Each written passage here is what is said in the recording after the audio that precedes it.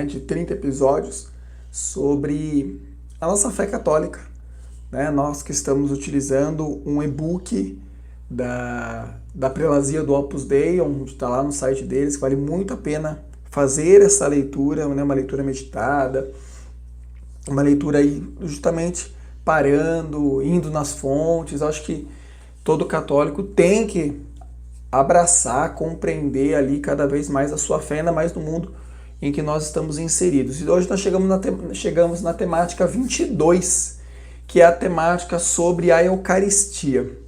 E é tão grande falar sobre a Eucaristia, é tão... como que eu vou dizer? É uma tentativa tão humana de falar de algo tão gigantesco que é a Eucaristia, que nós vamos fazer em duas partes. Então, a temática 22, ela vai ter temática 22 parte 1 e temática 22 parte 2, tá? Nessa primeira parte da temática 21, a gente vai introduzir, então, o mistério, e na segunda parte, né, na outra semana, a gente então começa a falar um pouco mais da estrutura, né, eclesiástica, no sentido de pensar assim, quem pode, quem não pode receber comunhão, como receber essa comunhão, né, uma maneira mais prática, talvez. E como sempre a gente faz, a gente pede a intercessão de São José Maria Escrivá para que ele possa nos conduzir, que ele possa realmente abrir o nosso pensamento para toda essa riqueza que é a sabedoria cristã, que é a sabedoria católica. Ó Deus, que por mediação da Santíssima Virgem Maria concedestes inumeráveis graças a São José Maria, sacerdote, escolhendo como instrumento fidelíssimo para fundar o Opus Dei, caminho de santificação no trabalho profissional e no cumprimento dos deveres cotidianos do cristão. Fazei que eu saiba também converter todos os momentos e circunstâncias da minha vida em ocasião de vos amar e de servir com alegria e com simplicidade a Igreja, o Romano Pontífice e as almas, iluminando os caminhos da terra com o resplendor da fé e do amor. São José Maria Escrivá, rogai por nós. E a gente já inicia essa reflexão sobre a Eucaristia, na verdade,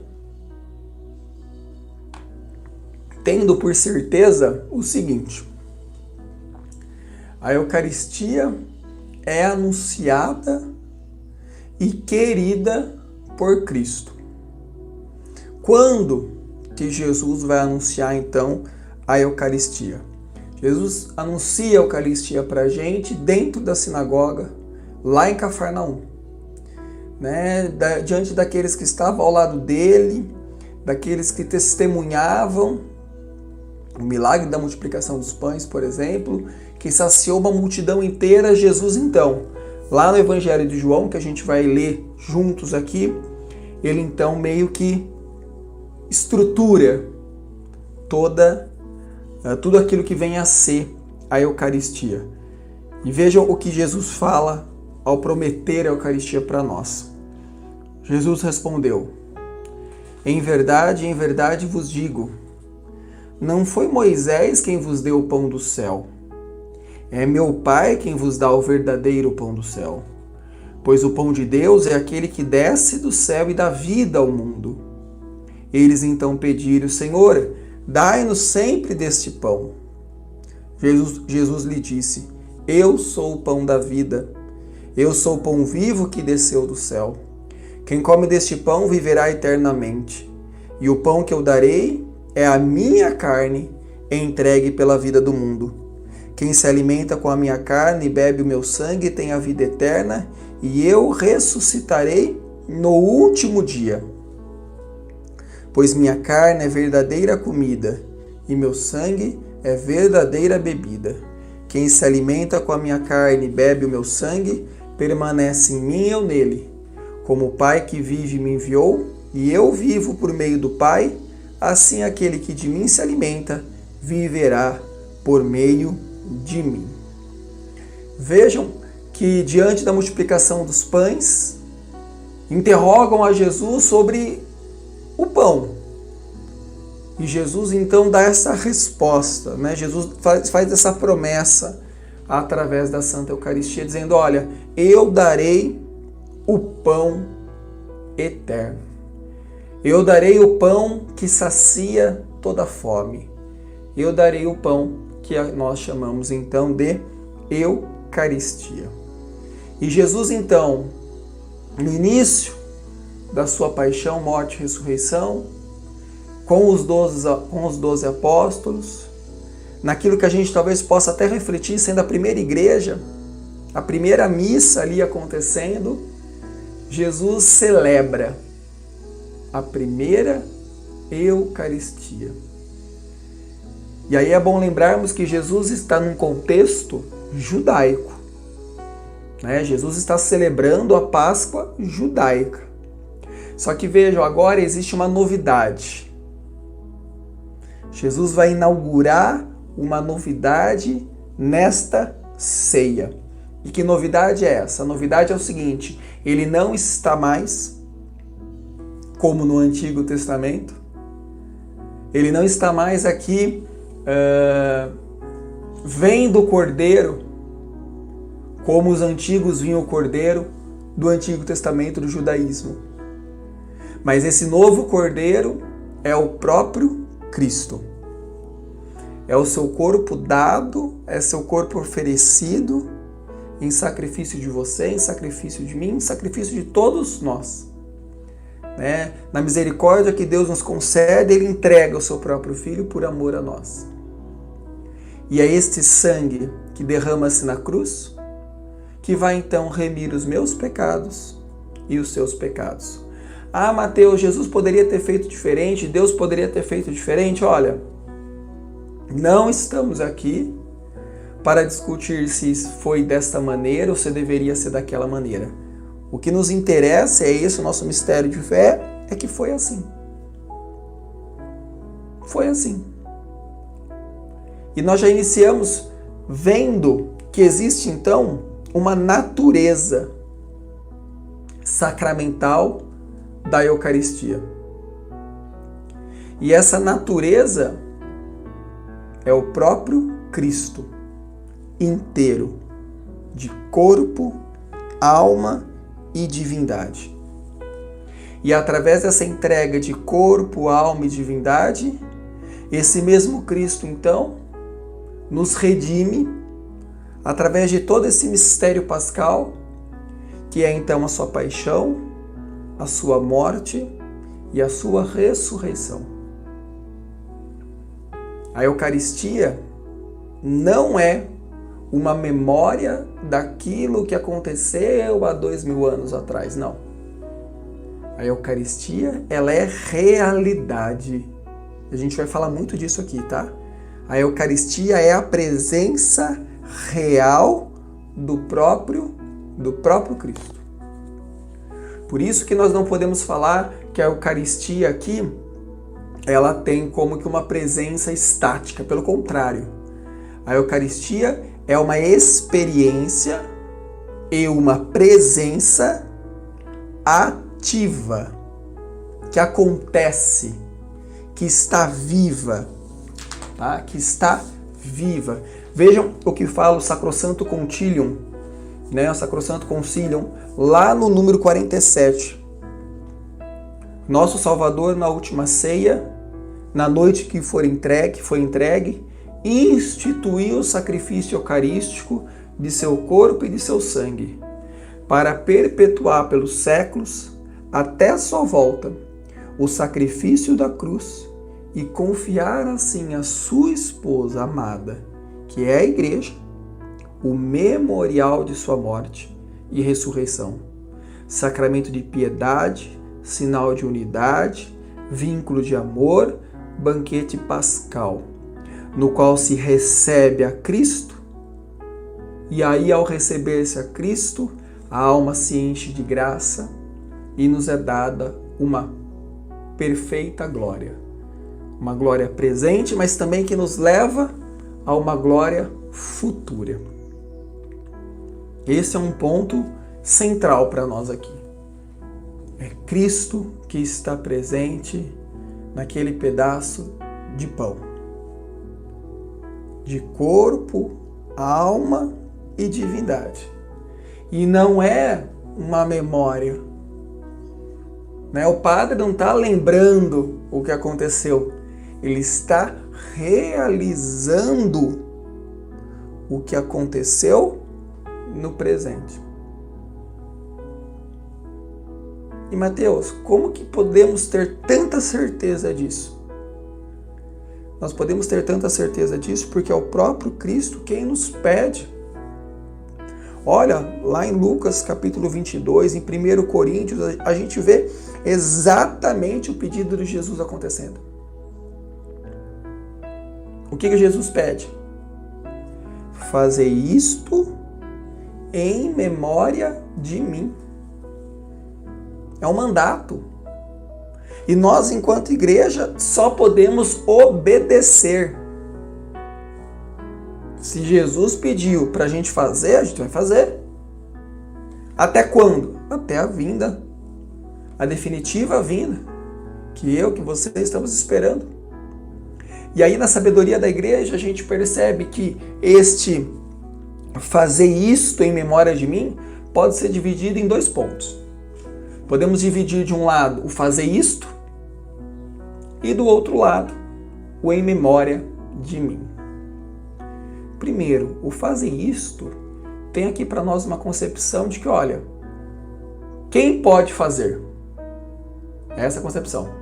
Quem pode fazer são os apóstolos, os sucessores do sacerdócio, que é ministrado pelos bispos, que a gente chama de sacerdote, chama de padre.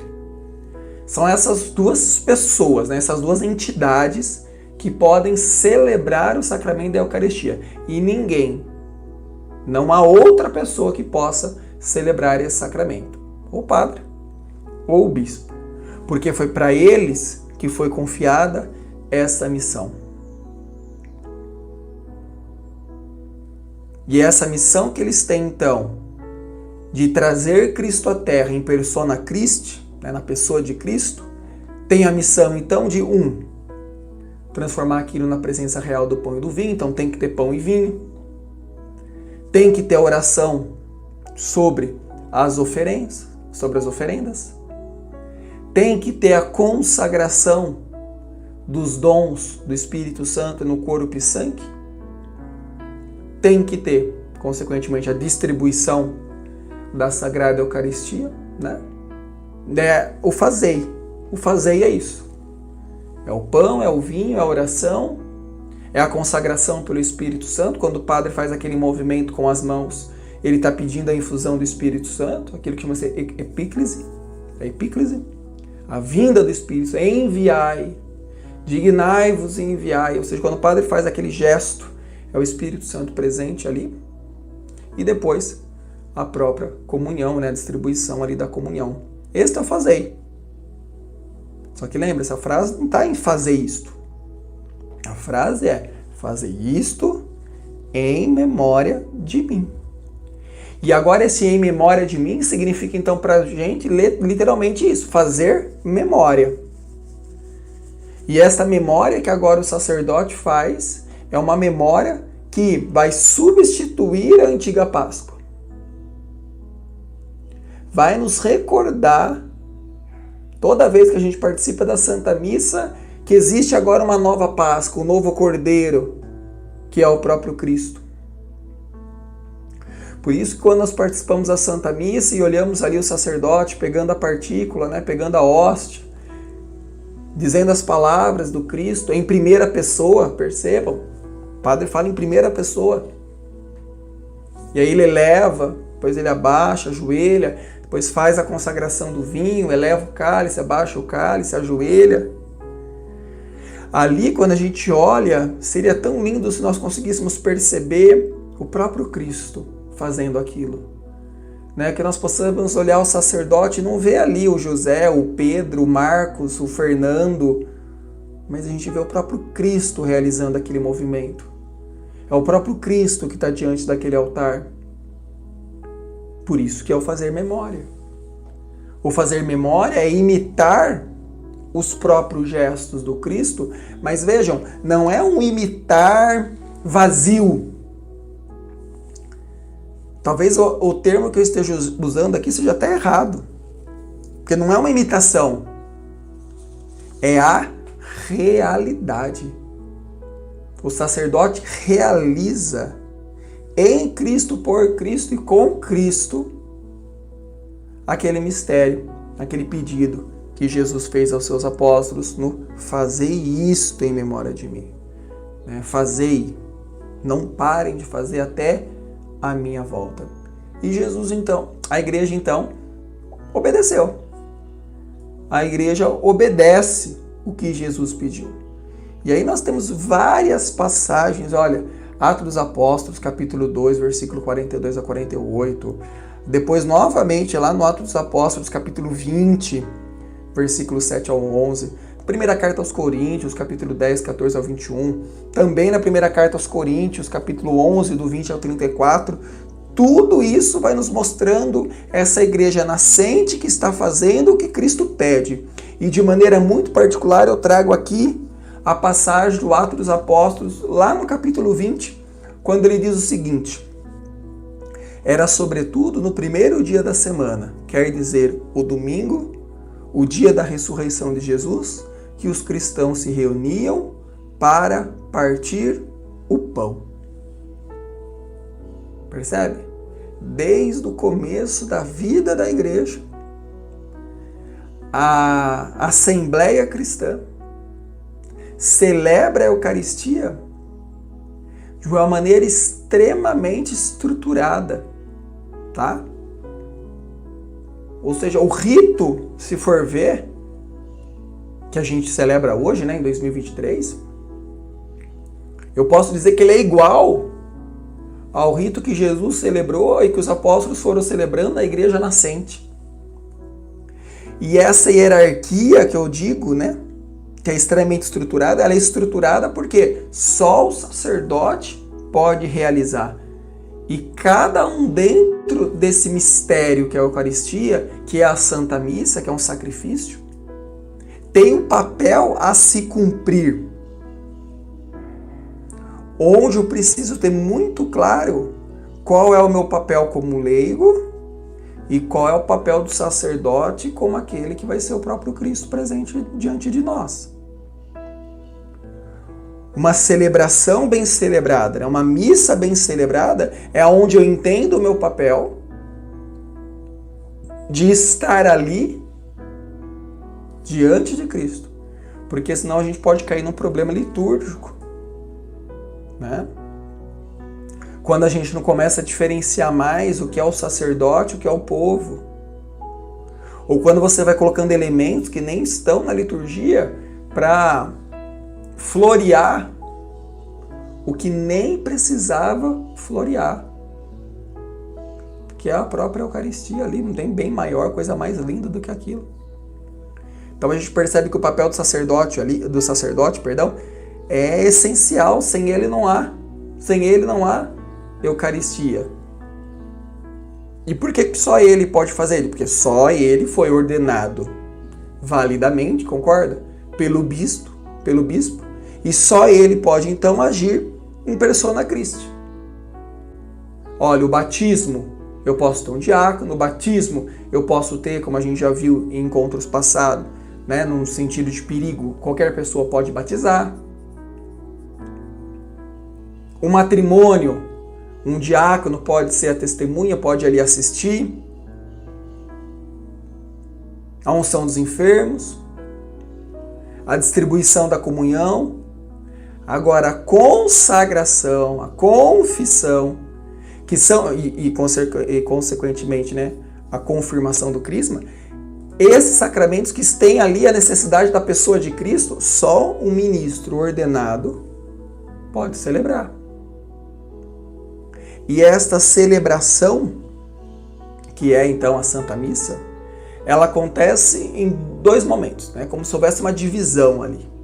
De um lado, nós vamos ter a liturgia da palavra, que aí tem os ritos iniciais, tem ali nesse processo o pedido de perdão, o ato penitencial. Nas missas dominicais, nós então glorificamos a Deus através do glória, porque vejam, é a morte de Cristo, é a paixão, morte e ressurreição, ou seja, há uma glória por detrás disso. Então temos lá ritos iniciais, aí temos lá o ato penitencial, nas missas dominicais o glória, aí tem a oração de coleta, né? que é quando então o sacerdote faz a oração para acolher as nossas orações, por isso os braços abertos, por isso os braços elevados, porque é o próprio, como eu vou dizer aqui, eu não preciso abrir os braços, o sacerdote está abrindo por mim. Ele leva até Deus as minhas orações, ele é o caminho que leva ali as minhas orações diante do Pai. Por isso das mãos abertas, estendidas, né? E aí você tem a primeira leitura, você tem o Salmo, a segunda leitura, né? Essa é uma missa dominical festiva, e depois o próprio Evangelho.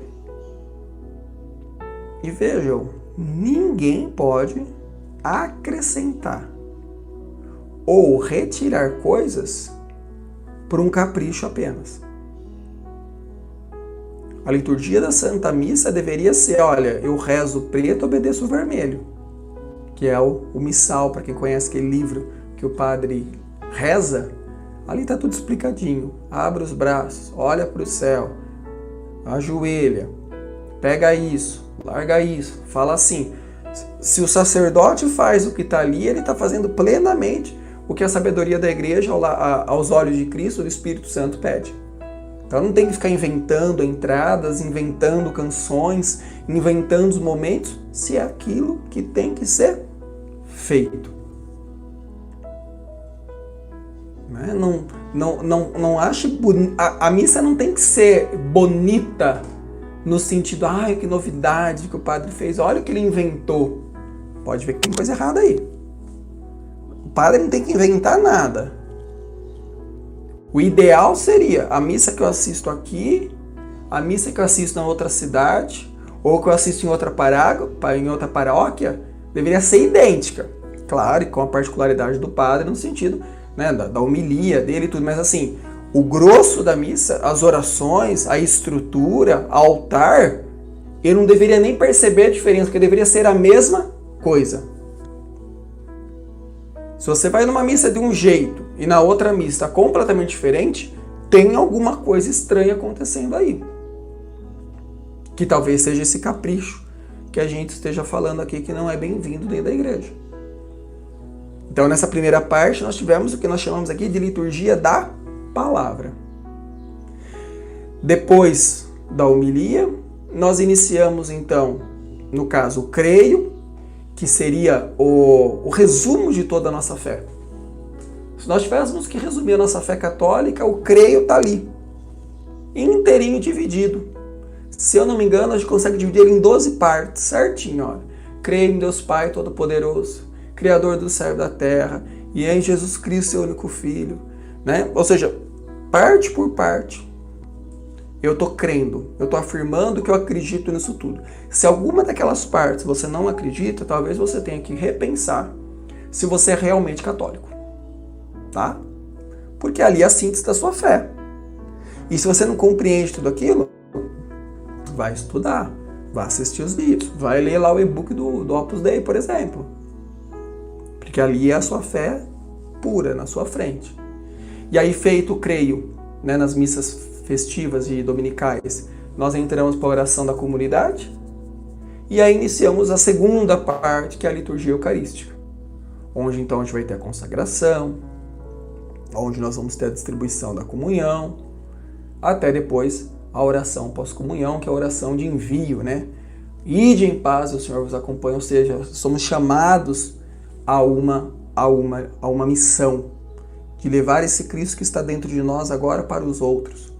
Né? Mostrar esse Cristo que está dentro de nós para as pessoas que não tiveram a oportunidade e o prazer de conhecer esse Cristo diante de nós, real, verdadeiro, no seu corpo e no seu sangue.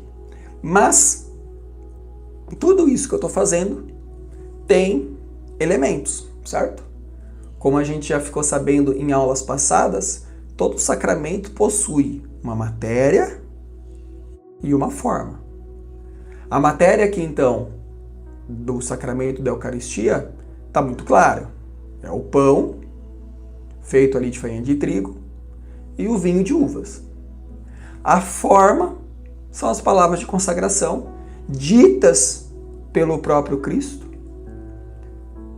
E que o sacerdote, agindo na pessoa de Cristo, aquilo que a gente chama em persona Christi, recita, que é então a oração eucarística. Vejam o que fala o catecismo, né? Graças à virtude das palavras do Senhor e ao poder do Espírito Santo, o pão e o vinho se convertem em sinais eficazes, com plenitude ontológica e não só do significado. Traduzo. Plenitude ontológica significa que existe um ser ali. Há um ser. Não é trigo. Não é vinho. É um ser. E não só de significado. Da presença do corpo entregue e do sangue derramado de Cristo. Ou seja, de sua pessoa e de seu sacrifício redentor. Traduzindo, é Cristo.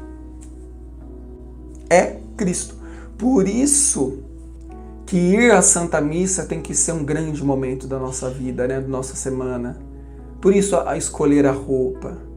Por isso a contrição. Por isso a seriedade.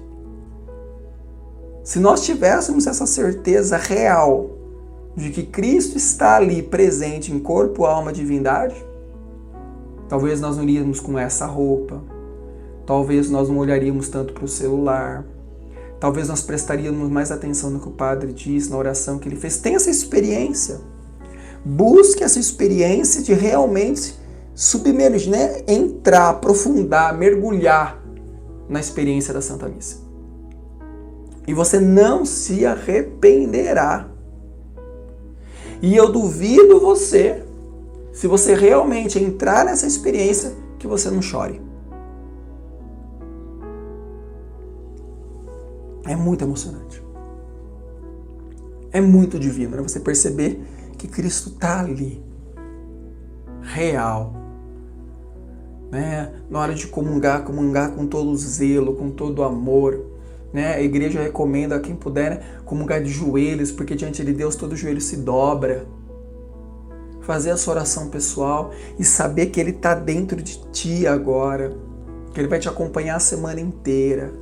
E que você, ao chegar em casa, tem Cristo dentro de você também. Vejam quanta reflexão, quanta meditação, quanta oração a gente faz só olhando e experimentando para essa realidade.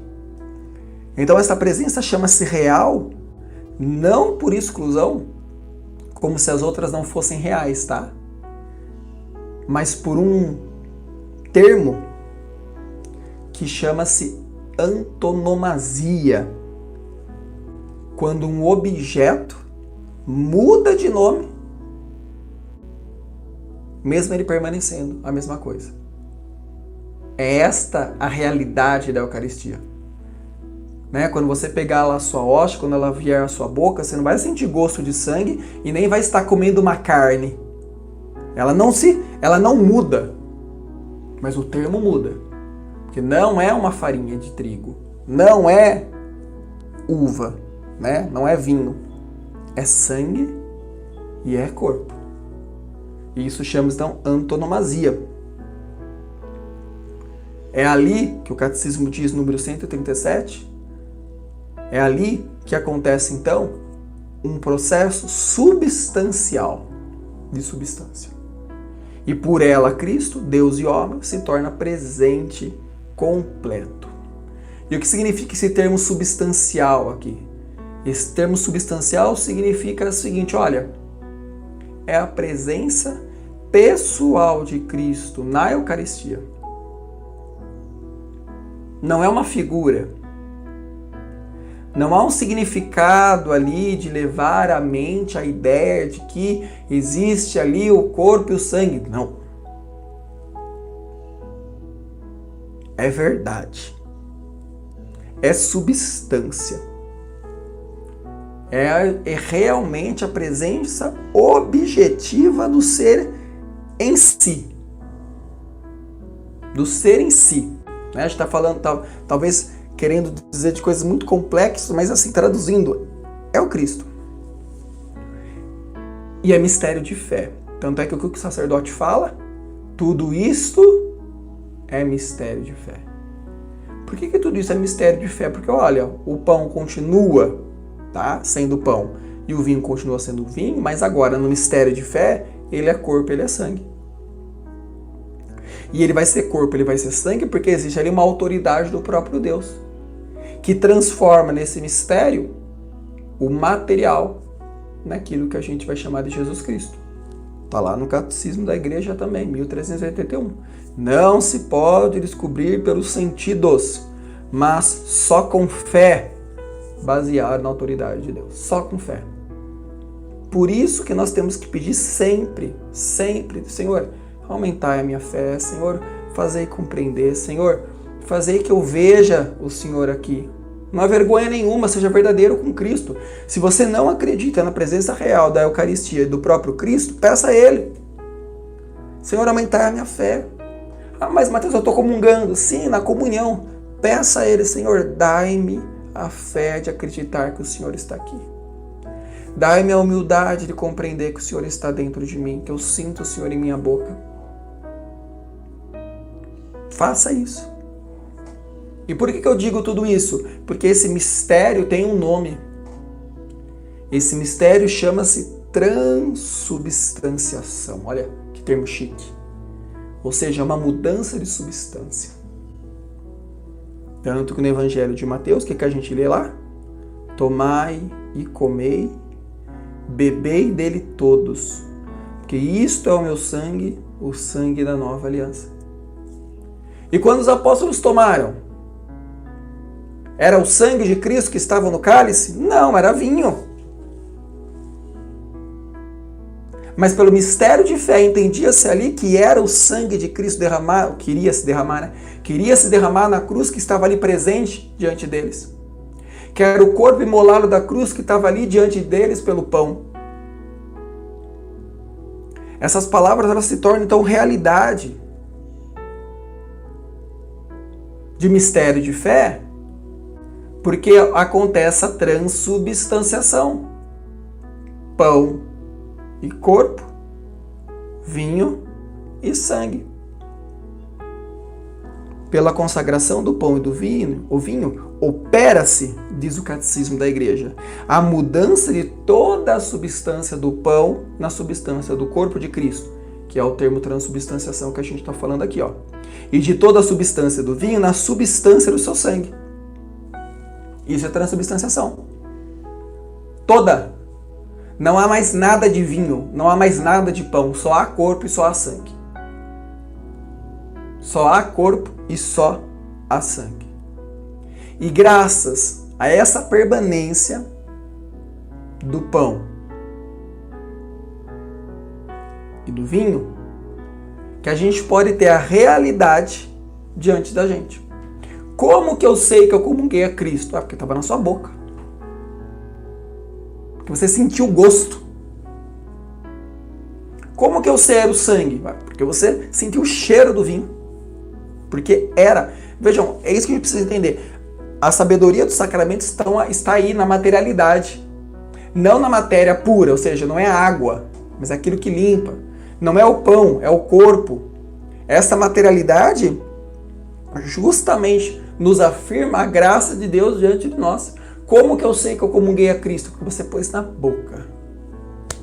Não pode haver dúvida disso.